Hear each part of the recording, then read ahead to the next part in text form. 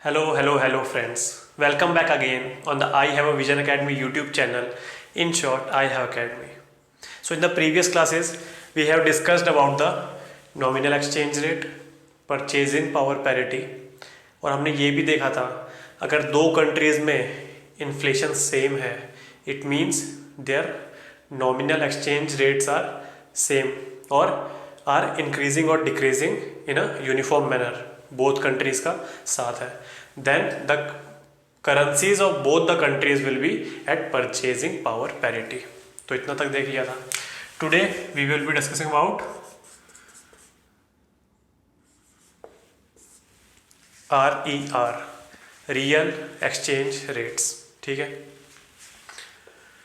थोड़ा सा रिवीजन कर ले। नॉमिनल एक्सचेंज रेट क्या होता है? What we see on Google.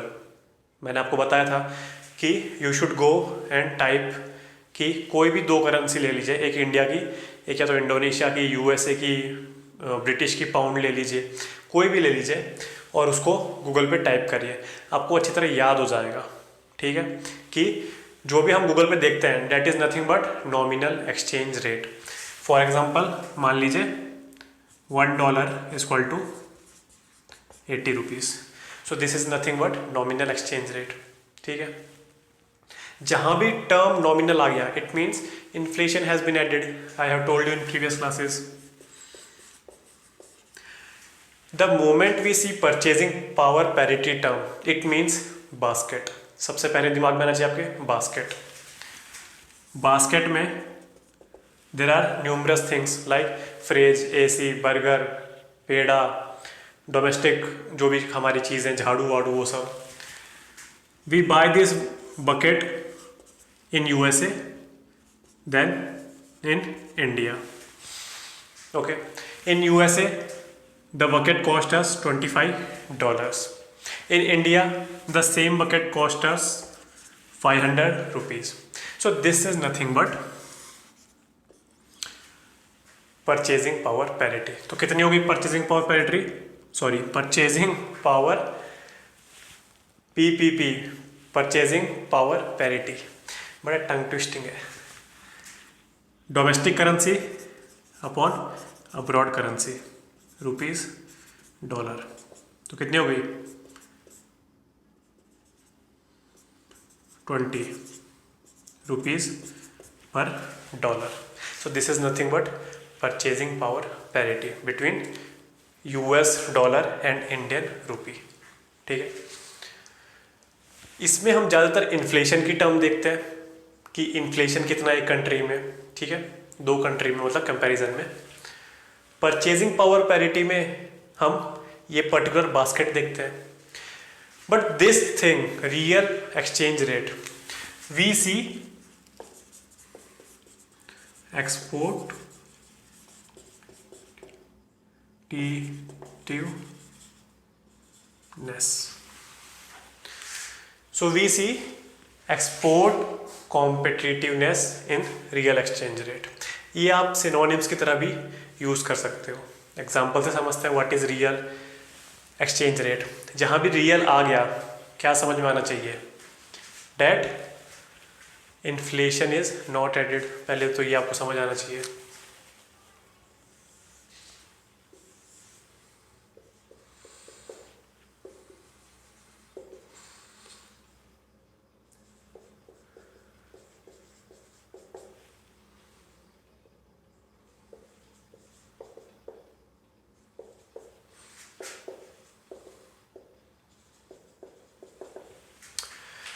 Consider a utopian world.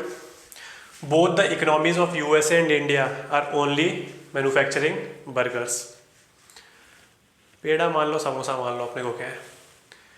In USA and the current nominal exchange rate is $1 is equal to 70 rupees. ठीक है, one burger in USA cost rupees $1. One burger in India cost rupees 35 rupees. ठीक है, आपको यहाँ से purchasing power parity भी दिख गई होगी क्या है।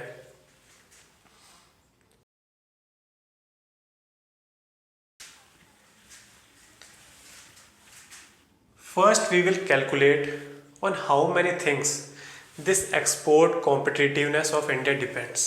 ठीक है, तो सबसे पहले यहाँ देखिए, if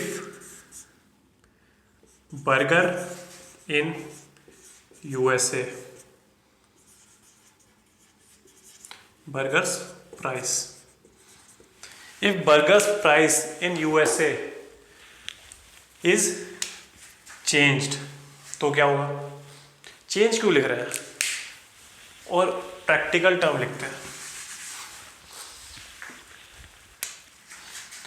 increases.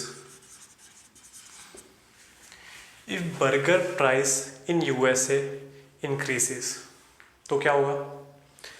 India will export more.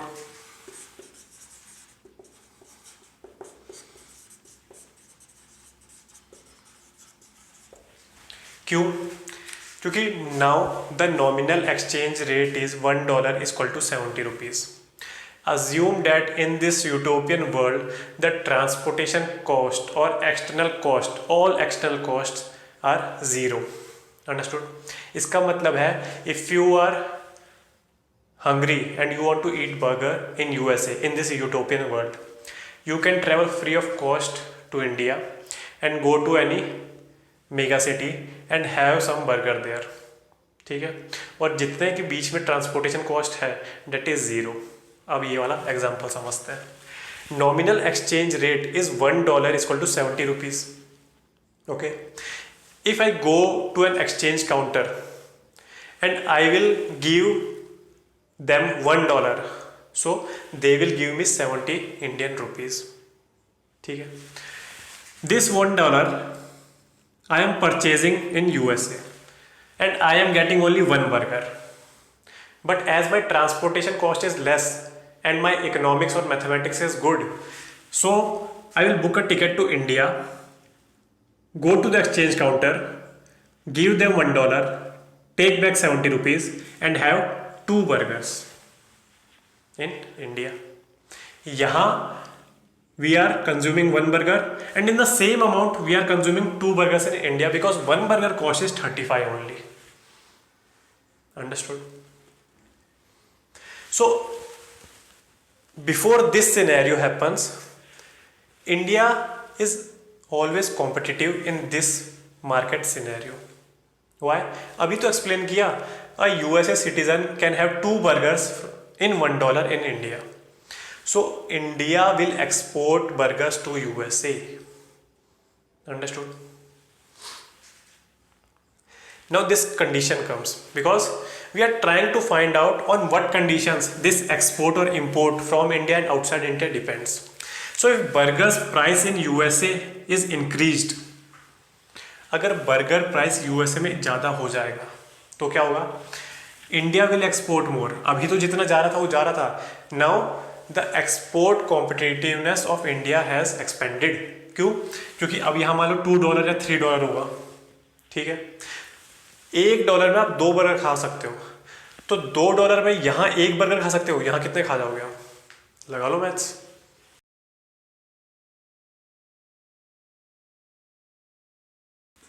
If burgers price in India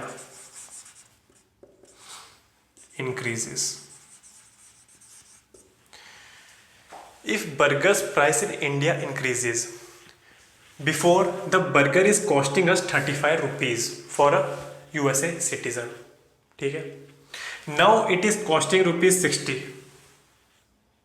ठीक है, तो अब क्या करेगा USA सिटीजन? अब क्या करेगा?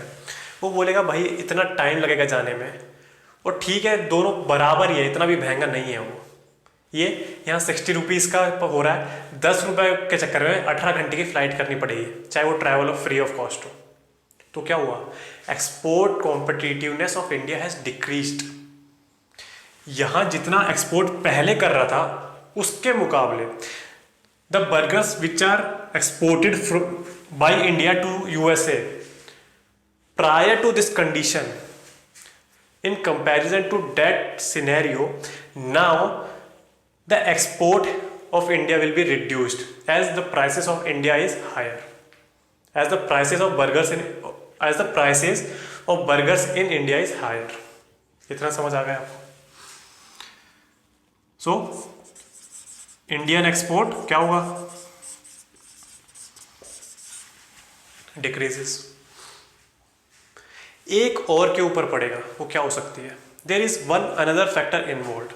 हमने ये ट्राई कर लिया, हमने ये ट्राई कर लिया, एक और जो गिवन है उस पर भी पड़ेगा sir, this nominal exchange rate.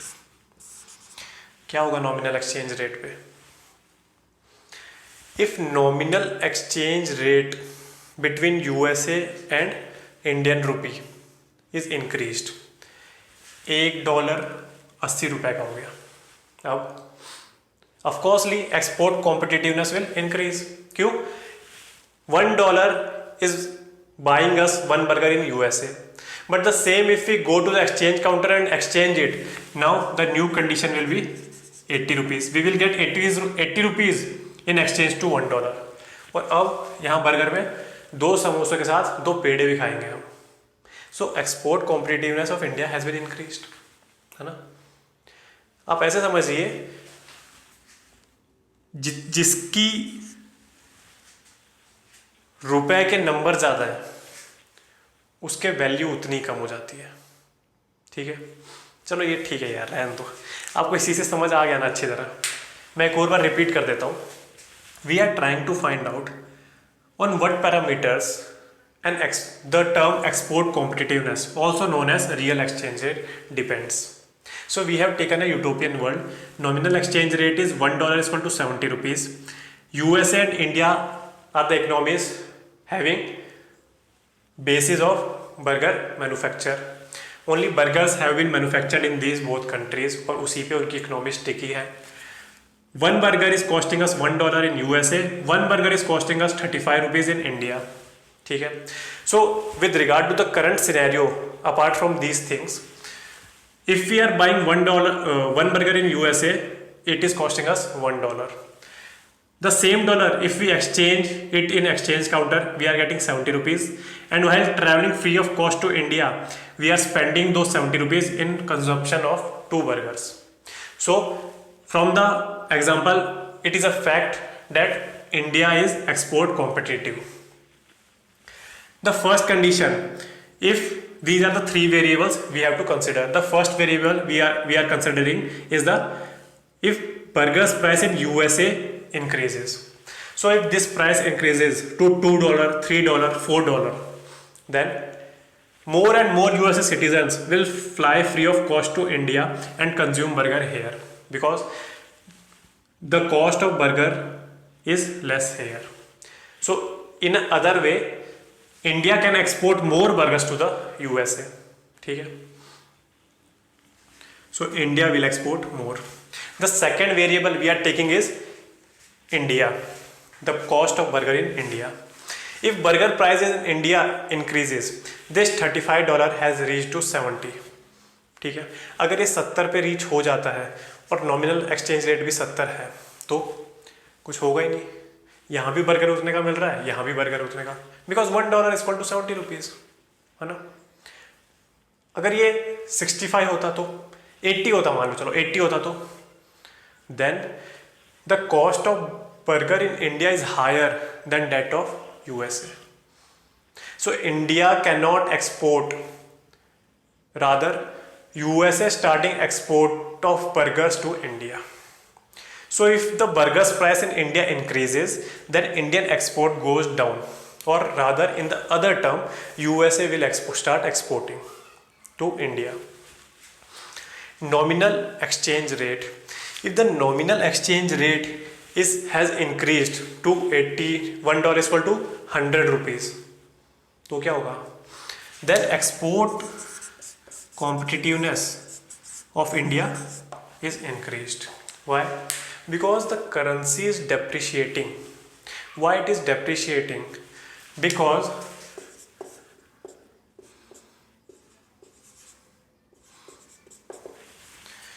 पहले $1 की इतनी औकात थी कि वो 70 रुपए खरीद ले. ठीक है?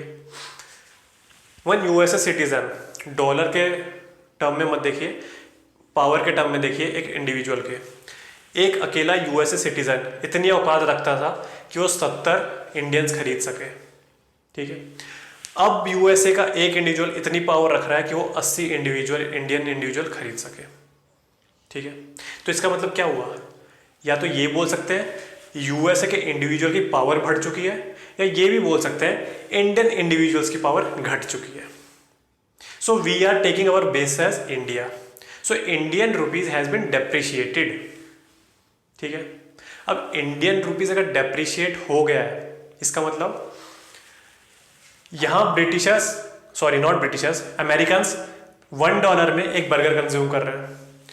अगर वो एक्सचेंज रेट काउंटर पे जा रहे हैं तो उन्हें 80 रुपए मिल रहे हैं, 70 के वो बर्गर खा ले 2, and thereafter 10 rupees is balance, 70 + 10 80। तो why are that 10 rupees they are consuming पर 10 रुपए वाली। इट मीन्स एक्सपोर्ट और ज़्यादा हो रहा है, more and more Americans will fly to India. क्यों? ये 10 रुपए का प्रॉफिट लेने के लिए। अंडरस्टूड? इसको एब्जॉर्ब कीजिए, उसके बाद कंक्लूजन पे आते हैं।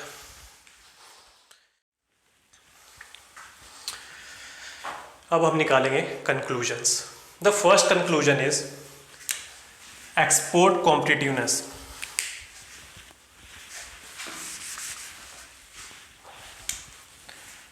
Export competitiveness equal to price of burger in USA increases, India will export more, increases. It means not equal to, directly proportional to price of burger in USA. Increases, it is reducing. So it is inversely proportional. It is inversely proportional to, sorry, अच्छे से लिख देते ना, थोड़ा सा बड़ा यहाँ लिखते हैं।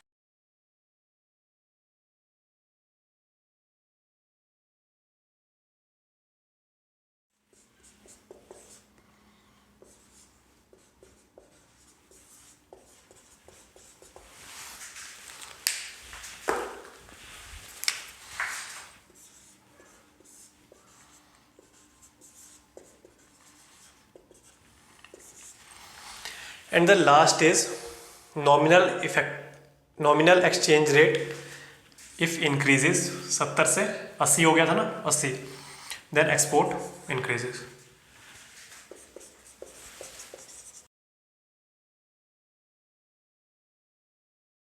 सो directly proportional to price of burger in USA, export competitiveness is inversely proportional to price of burger in India and directly proportional to nominal exchange rate. Now we will combine all these three and find the formula of export competitiveness, also known as real exchange rate.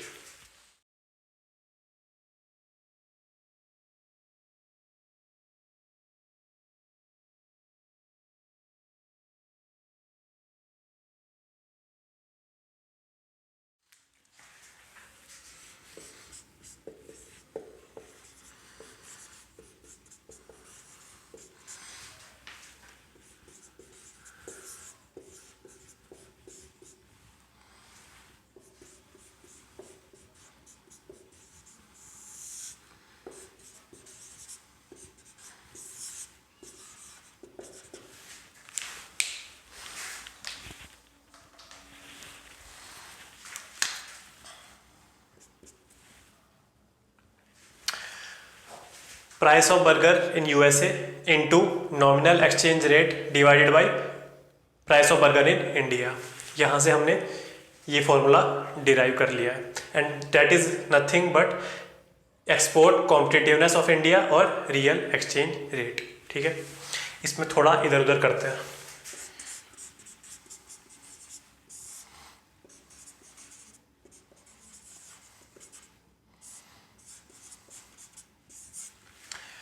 This term numerator price of burger in USA is gone under price of burger in India. एक ही बात है, बस mathematics है। What do we call domestic price upon abroad price? Today in this class only we have studied. Revise किया था हमने, क्या होता है domestic price upon abroad price,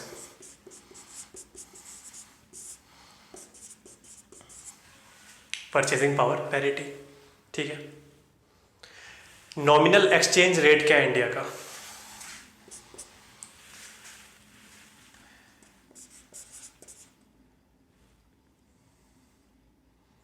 ₹70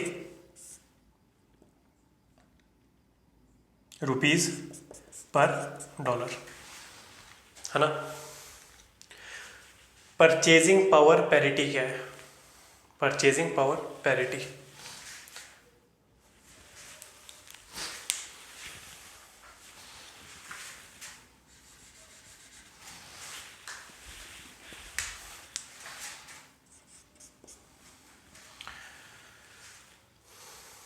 what is purchasing power parity, 1 burger is called 35, 1 burger is called to $1, तो कितना हुआ ₹35 पर डॉलर, ठीक है। अगर इनको काटेंगे तो 2, ठीक है। अब हमारा लास्ट वाला कंक्लूजन है और यही एंडिंग हो जाएगी रियल एक्सचेंज रेट की। यहाँ है real exchange rate. So this real exchange rate is coming to in our example, it means whenever RER is greater than 1, India is export competitive.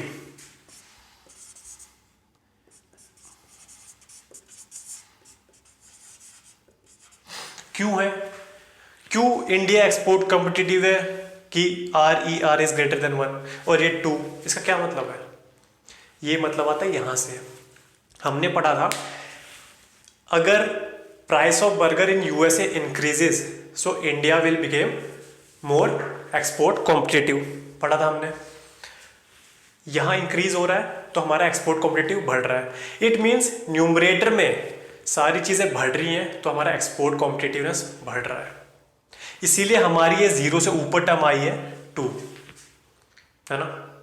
अगर आप समझ रहे होंगे, इससे ज़्यादा क्या एक्सप्लेन करूँ, बेसिक मैथ्स है। अगर डिनोमिनेटर बढ़ा है तो इसका मतलब हमारी एक्सपोर्ट कॉम्पिटिटिवनेस घट रही है, बट हमारा न्यूमरेटर बढ़ा है दोनों में and which is directly proportional, तो हमारे इसीलिए 2 आंसर आया, ठीक है। 1 से 0 बोल दिया क्या मैंने, 1 से ऊपर आया, 0 नहीं 1 से ऊपर आया, understood. Real exchange rate is greater than 1, it means export competitive Indian market है। RER इज स्मॉलर देन 1, तो एक्सपोर्ट कॉम्पिटिटिव नहीं है। Now USA will start exporting burgers to India, ठीक है। Indian market burgers will not be competitive in USA markets, that's why USA exporters will start exporting their burgers to Indian markets, so Indian burgers will become less competitive in Indian markets itself. so ये जब भी कम होगा तो हमारी export competitiveness down चले जाएगी। तो क्या होगा जब RER is equal to 1, when RER is equal to 1, तो यहाँ कोई फॉर्मूले में रख दीजिए, आपको खुद ही समझ आ जाएगा। RER is equal to NER upon PPP. if RER is equal to 1, then nominal exchange rate is equal to purchasing power parity, and this I have told you 2 times, one in previous class and one in this revision section। बोला था अगर दोनों के inflation rate same हो जाए या constant हो जाए with respect to each other तो क्या होता है, the currencies of the 2 countries will be set at the purchasing power parity, and we have derived it mathematically कि रियल एक्सचेंज रेट 1 हो गया है, तो 2 ही टर्म बची, नॉमिनल एक्सचेंज रेट और परचेजिंग पावर पैरिटी। अगर ये दोनों ही इक्वल हो गई, it means currencies of both the countries are at purchasing power parity. और यही था पूरा कंसेप्ट रियल एक्सचेंज रेट का।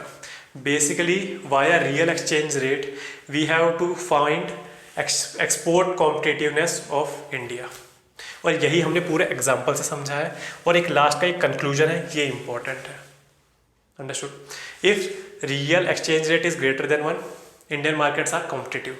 If real exchange rate is lesser than 1, Indian markets are not competitive.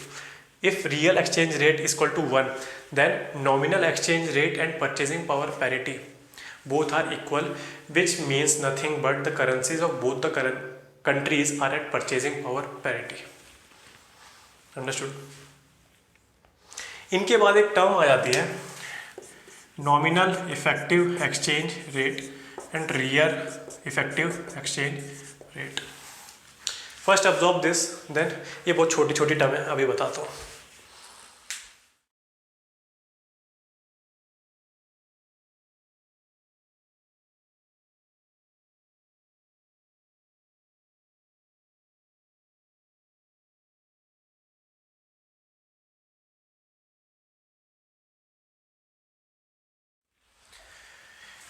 नीर रीर, नॉमिनल इफेक्टिव एक्सचेंज रेट. एक word use हो गया बस, effective. Second is real effective exchange rate. ठीक है, अब इनमें और उसमें दिक्कत अंतर क्या है? इफ वी वांट टू जज the export competitiveness of India with regards to all the trading partners of India, then we will use the terms near and rear. It means यहाँ हम एक एक कंट्री को जज कर रहे थे in comparison to India. यहाँ we have to find the export competitiveness of India with all the major trading partners. India USA से डील कर रहा है, ईरान से डील कर रहा है, यहाँ साउथ कोरिया से डील करेगा, जापान से, चाइना से डील करेगा, रशिया से डील करेगा, साउथ अमेरिकन कंट्रीज से डील करेगा. तो ये जो भी जितना भी ट्रेडिंग पार्टनर्स हैं इंडिया के, उन सबको मिला के एक बास्केट में रखा जाए, and then we have to find the export competitiveness of India with respect to all the trading partners of India. Then the term nominal effective exchange rate and real effective exchange rate are used. अब ये होती क्या है? These are nothing but the weighted average of nominal exchange rate with all the trading partners, and REER is the real exchange rate of all the trading partners. weighted average क्या होता है? मान लो ये वॉशिंग मशीन है, ये comb है, ये umbrella है.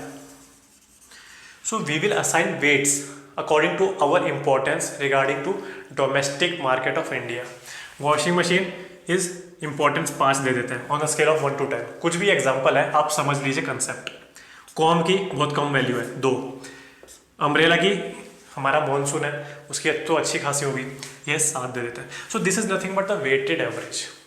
ठीक है, so weighted average of nominal exchange rate, हमने नॉमिनल एक्सचेंज रेट पढ़ा था. This is nominal exchange rate what we see in Google, inflation included. So nominal exchange rate of all the trading partners, weighted average of nominal exchange rate of all the trading partners. In this, weighted average of real exchange rate of all the trading partners. ठीक है, अगर नीर बढ़ रहा है, देखिए ये थोड़ा सा अलग कंसेप्ट है, NER और NER, बट हम इनको एक ही लेके चल भी सकते हैं. ठीक है, हमको क्या याद रखना है वो सुन लीजिए. नीर मान लो अभी यही है, वेटेड एवरेज छोड़ दो. What we see in Google, अगर ये बढ़ जाता है, बढ़ेगा कैसे? 100 rupees equal to $1. It means in economic term our Indian currency is depreciating in comparison to the dollar value. ठीक है,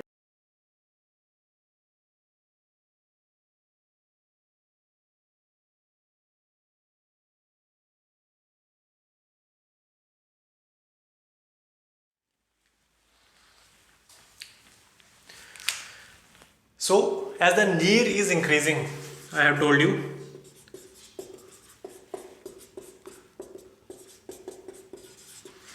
so as the NER is increasing, we are seeing that our currency is depreciating. पहले $1 की इतनी औकात थी कि 70 लोगों को खरीद ले, अब $1 की इतनी औकात है कि 100 लोगों को खरीद ले. इट मीन्स हमारा इंडियन करेंसी इज डेप्रिशिएटिंग. ठीक है, अगर हमारी करेंसी डेप्रिशिएट हो रही है, it means our export competitiveness is increasing. वो इक्वेशन याद कीजिए, है ना, उससे हमें क्या पता चल रहा है कि our currency is decreasing and export competitiveness is increasing. क्यों? क्योंकि जो वहाँ NER था हमारे फंक्शन में वो न्यूमरेटर में था और नीचे परचेजिंग पावर पैरिटी था। So if this is increasing मतलब हमारा export competitiveness that is real exchange rate is increasing, और उसी को ट्रेड कॉम्पिटिटिवनेस हमने बोला गया। सो हमको यहाँ से ये भी पता चल रहा है कि our currency is depreciating and our export competitiveness is increasing if NER is increasing. ठीक है। दूसरी बात, if REER is increasing, real effective exchange rate is increasing, it means our currency is appreciating. कहाँ से कहाँ आ गई?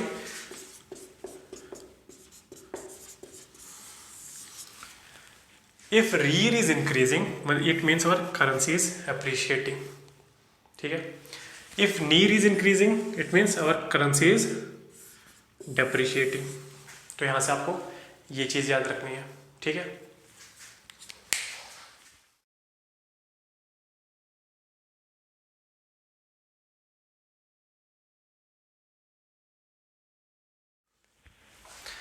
सो now there are some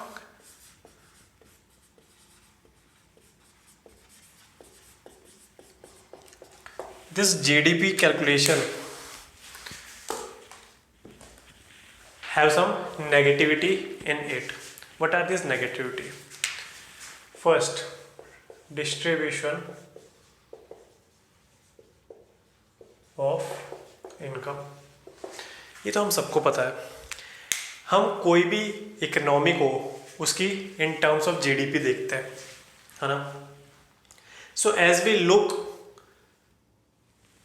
from a GDP perspective to the countries economy, तो वो एक ओवरऑल कंट्री को जायजा दे रहा है हमें, and not the income inequalities persisting on the soils of that country. आपने वो बहुत फेमस स्टेटमेंट सुनी होगी, शायद से वर्ल्ड बैंक या IMF की है, कि जो टॉप 1% है इंडिया के वो इतना वेल्थ ले रहे हैं, और बॉटम टॉप 10% है, शायद से जो टॉप 10 है वो 90% वेल्थ ले जा रहे हैं, और जो बॉटम 90 है उनके पास 10% वेल्थ है इंडिया की। सो ये GDP अपने आप में अकोमोडेट नहीं कर पाता। ठीक है, पहली बात।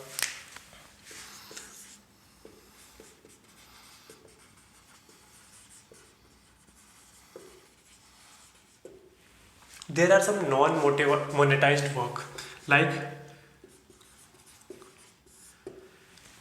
हम सबकी मम्मियाँ, वो इतना डोमेस्टिक वर्क करती हैं, बट उसकी कैलकुलेशन कहीं नहीं आती, है ना।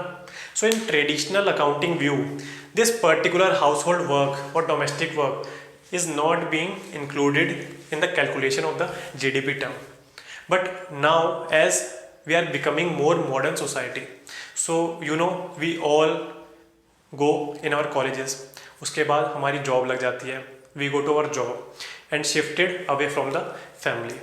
अब जहाँ हम अपना फ्लैट अपार्टमेंट कुछ भी लेते हैं वहाँ हमको लगानी पड़ती है बाई। क्यों? क्योंकि हम तो ऑफिस वर्क में हैं। ये सब रियल लाइफ एग्जांपल्स हैं। तो जब वो बाई लगाई हमने, तब हमको वर्थ समझ आया, what is the worth of mommies work और डोमेस्टिक वर्क। बोलेगी 5, 6, 10 हज़ार, 15 हज़ार। So that is the monetized value of this domestic work which in the traditional view has been excluded. तो ये अभी तक नहीं आता GDP में। ठीक है।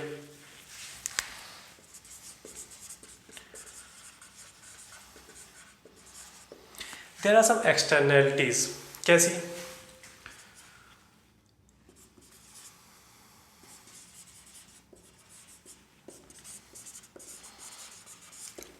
We have an acre of land, 100 trees are planted on it, और कितने साल के? वो 100 साल के, 150 साल के, 200 साल के। But we have to make a factory to increase our GDP। किस चीज़ की फैक्ट्री है ये है नेस्ले की फैक्ट्री मान लीजिए। क्यों? क्योंकि इंडियंस को चॉकलेट बहुत पसंद आ चुकी है। ठीक है। So this Nestle factory will surely increase this GDP of India by a huge number. But what are the other side of the coin? 100 trees have been cut, है ना। But this 100 trees, this ecological loss, ये क्या एक तरह से? This is the capital good of nature, है ना। हमने सेग्रीगेशन किया था इन आवर बेसिक क्लास कि नेचर के पास भी तो कैपिटल गुड्स हैं। क्या है? Minerals, water, sunlight, then soil, trees, air. These are all the capital goods provided to us by the nature. ठीक है. So this negative externality has not been included in GDP. अब इससे क्या होगा? This will have a positive impact on GDP. और इससे क्या होगा? वहाँ का जो इकोसिस्टम है वो पूरा खराब हो गया. The animals which are living there, now there will be man-animal conflict. इससे हमें डील करना पड़ेगा. मतलब the rupees or the economy which has been generated here, now that economy only we will be wasting in puny things like these man-animal conflict. ये होता ही नहीं अगर ये फैक्ट्री नहीं बनती और ये 100 ट्रीज रहते हैं. तो हम यहाँ पैसे ला रहे हैं और यहाँ उनको उड़ा रहे हैं. नेट गेन जीरो, कुछ नहीं हो रहा. और मोस्ट ऑफ द टाइम हम हार्म ही कर रहे हैं. ये नेस्ले फैक्ट्री आएगी, ये नेस्ले फैक्ट्री नहीं, मान लीजिए केमिकल फैक्ट्री है. So these all the chemicals manufactured by this country will surely add up to our GDP. But जो उसके वेस्ट प्रोडक्ट होंगे वो भी कुछ केमिकल्स ही होंगे which are not essential for the factory. तो वो कहाँ जाएंगे? In the river. रिवर से क्या हुआ? पॉल्यूशन. फिर क्या आता है यूपीएससी में क्वेश्चन कि कहाँ आर्सेनिक ग्राउंड वाटर में पाया गया? वह बंगाल में. तो these kind of externalities are having negative effect. So these type of things are not included in GDP. So now the modern view of accounting is thinking about a new term green GDP. और ये concept India में भी आ चुका है, but at the government level एक इसकी committee गठित हुई थी. There is a committee constituted by our government to take into account this green GDP, but उसकी अभी तक रिपोर्ट नहीं आई है. तो हमको इतना पता होना चाहिए अभी. तो इस ग्रीन जीडीपी में these kind of only externalities, not these, only these kind of externalities will be included. And these kind of things like 100 trees cut are to be monetized. It means अगर ये 100 trees रहते तो तब उसकी monetization कितनी होती, उसकी worth कितनी होती. और अब हम जब फैक्ट्री लगा दी है तब उसकी वर्थ कितनी हो जाएगी, कितनी घट जाएगी. So these kind of things will be taken care by green GDP. तो यही ग्रीन जीडीपी का कंसेप्ट था. तो आज के लिए बस इतना ही रखते हैं. बहुत टेक्निकल चीज़ें हो गई. एक बार वो एग्जांपल फिर से जाके वीडियो में देख लेना. आपको नहीं समझ में आया तो comment down below. And if you like this video, if your concepts are getting clear, then please share it with your friends and subscribe to our YouTube channel. तब तक के लिए शुक्रिया. जय हिंद.